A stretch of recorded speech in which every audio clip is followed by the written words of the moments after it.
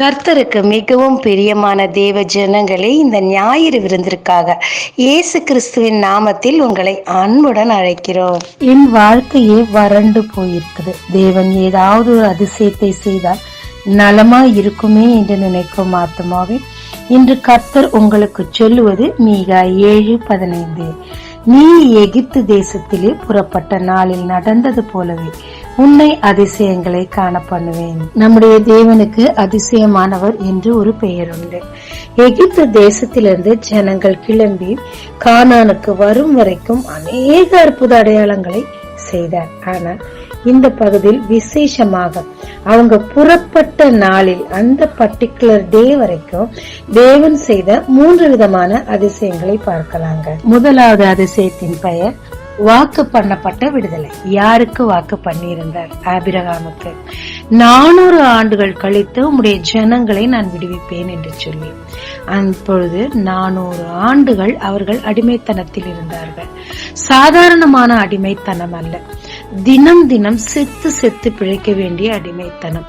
தாங்க முடியாமல், தாக்கு பிடிக்க முடியாமல் தேவனை நோக்கி அலறினார்கள்.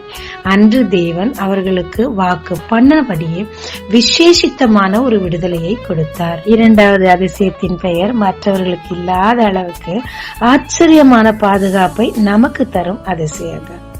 கோசேன் நாட்டில எகிப்து ஃபுல்லா இருள் இருந்தாலும் அங்கு வெளிச்சம் இருந்தது. வண்டுகள் இருந்தாலும் இங்கு வண்டுகள் இல்லை. பேன்கள் அங்கு இருந்தாலும் கோசேனில் இல்லை. தவளைகள் இருந்தாலும் கோசேனில் இல்லை.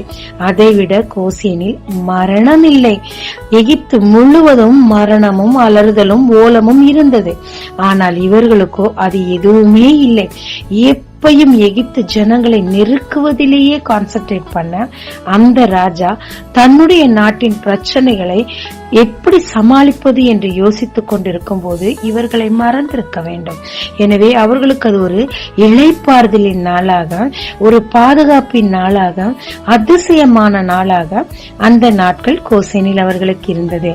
தேவன் நமக்கு விசேஷமான பாதுகாப்பை தந்து அதிசயமாய் நடத்துகிறார். மூன்றாவது அதிசயத்தின் பெயர் விசேஷித்த தயவு.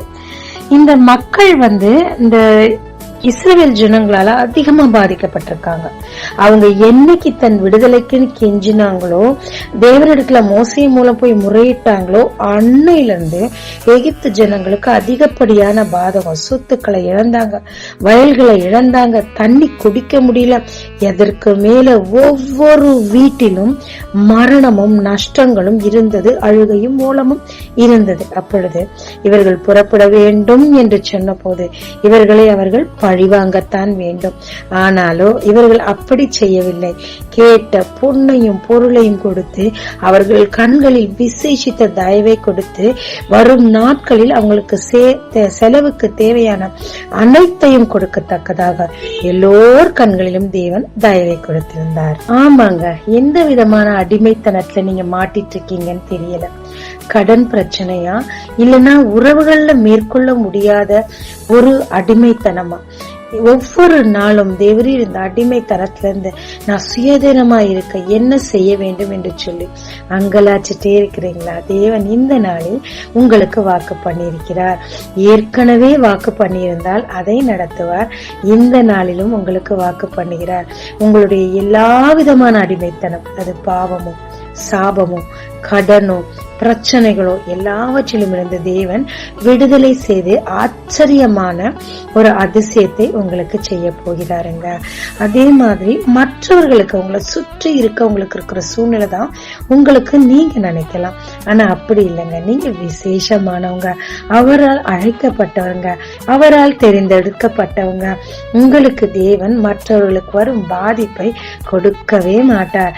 பயந்து போயிருக்கீங்களா? விசுவாசத்தால அவங்களுக்கு அந்த பிரச்சனை வந்துச்சு, இவங்களுக்கு இந்த பிரச்சனை வந்துச்சு, எனக்கும் வந்துருமா, என் வாழ்க்கை என்ன ஆகும்னு சொல்லி பயந்து போயிருக்கீங்களா? இல்ல இல்ல, தேவனுடைய பாதுகாப்பின் கரத்துல உங்களை நீங்க ஒப்பு கொடுங்க.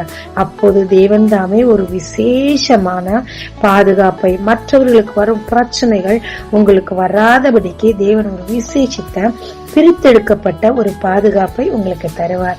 ஏனென்றால் நீங்க அவருக்காக பிரித்தெடுக்கப்பட்ட ஜனங்கள். அந்த குரூப்ல மட்டும் இருக்கிறீங்களான்றத செக் பண்ணி பாருங்க.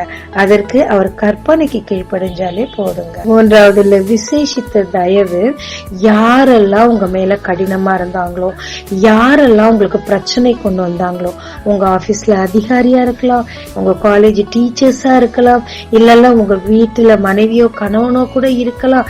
அவர்கள் இத்தனை நாள் கடினமா குடித்து அடித்து கர்த்தருக்குள் நீங்க வரக்கூடாதபடிக்கு தடை செய்திருந்தாலும், இந்த நாளில தேவனுடைய நாமத்துல அதிசயங்களை செய்கிறவரே என்று சொல்லி அவர்களிடத்துல உங்களை தாழ்த்தி நீங்க நில்லுங்க.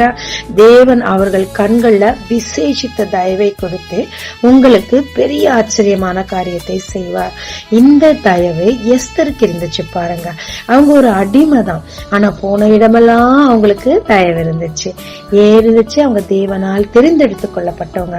நாம தேவனால் தெரிந்தெடுத்துக் கொள்ளப்பட்ட கூட்டத்துல இருக்கிறோமா அப்படின்றத மட்டும் செக் பண்ணி பாருங்க. எஸ்தர் இருந்த நல்ல விசேஷமான காரியம், எல்லார்கிட்டையும் தாழ்மையா, தயவோடு, அன்போடு, பணிவோடு, தேவ பக்தியோடு, எல்லாவற்றிற்கும் மாறாக அவங்க மூத்தவர் மொர்தெகாய் அவர் சொல்லுக்கு கீழ்ப்படிந்து தேவனுடைய ஜனங்கள் மேல் வைராகியமா இருந்து தன் ஜீவனை கொடுக்க கூட தயங்காமல் அவங்க இருந்த அந்த தைரியம், தேவ தயவு, மனித தயவு, ராஜாவிடத்தில் தயவு கிடைக்க காரியமா இருந்தது.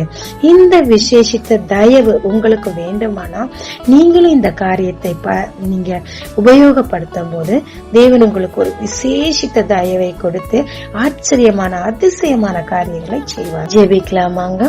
கர்த்தாவே, நீர் அதிசயமான கர்த்தர், அதிசயங்களை செய்கிற கர்த்தர், ஆச்சரியமான தேவனா இருக்கிறீர் ஐயா. இதற்கு பெயரே உமக்கு இருக்குது ஆண்டவரே. அதற்காக உம்மை நன்றியோடு ஸ்தோத்திரிக்கிறேன்.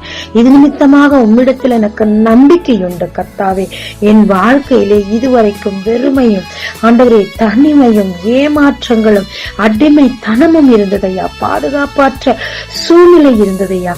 தேவரீர் அதிசயத்தை செய்கிற தேவனே, அந்த நேற்றும் இன்றும் என்றும் மாறாதவரே, இஸ்ரவேலருக்கு அன்று செய்த அதிசயம் இன்றும் அவர்களுக்குள் நீர் செய்து கொண்டிருக்க அதிசயத்தை என் வாழ்க்கையிலும் செய்யும் ஐயா. தேவரீர் பலிக்க செய்யும் ஐயா. எனக்கு ஒரு விடுதலை வேண்டும், கெஞ்சி நிற்கிறேன். எத்தனையோ விஷயங்களை நான் வெளியே வரணும்னு நினைச்சாலும் என்னால வர முடியலப்பா. அடிமைத்தனத்துல காணப்படுறேன்ப்பா.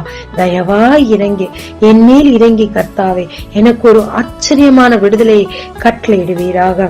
அப்படியாக தயவற்று கிடக்கிறேனப்பா.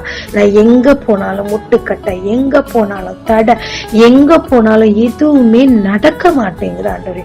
தயவு தாருமையா, தயவு தாரும். அவங்க கேட்டப்ப அவங்களுக்கு கிடைச்சிச்சு. நானும் ஆண்டவரே யாரிடம் போய் கேட்க வேண்டும், என்ன மாதிரி கேட்கணும்ன்ற ஞானத்தை தாங்கப்பா. எஸ்தருக்கு கொடுத்தது போல விசேஷித்த தயவை எல்லார் மூலம் எனக்கும் தாங்கப்பா. எனக்கு பாதுகாப்பற்று கிடக்கிறேனப்பா. எனக்கு எப்பொழுதும் ஒரு பயம் சூழ்ந்து கிடக்குதப்பா. ஒரு விசேஷித்த விதமான பாதுகாப்பு எனக்கு தாரமப்பா. மற்றவர்களுக்கு வந்த அழிவு, என் கண் முன்னாடி நான் பார்த்த அழிவு எனக்கோ, என் குடும்பத்துக்கோ, என் பிள்ளைகளுக்கோ, என்னை சார்ந்தருக்கோ, என் சபைக்கோ வராதபடிக்கு ஆண்டவரே நீர் பாதுகாத்துக் கொள்ளும் ஐயா. ஆண்டவர் தாமே பெரிய காரியங்களை செய்யும். இந்த அதிசயங்களை என் கண் காண உதவி செய்யும். நான் அதை உணர உதவி செய்யும். உன் வாக்குகள் எல்லாம் என் வாழ்க்கையில் நிறைவேற உதவி செய்யும். தயவாய் என் ஜெபத்தை கேளும். ஒரு பெரிய மாற்றத்தை காண கிருபை தாரும். இயேசு மூலம் பிதாவே, ஆமென். இயேசு கிறிஸ்துவின் நாமத்தில் இந்த நாளில் உங்களை ஆசீர்வதிக்கும் ஜீசஸ் விஷன்.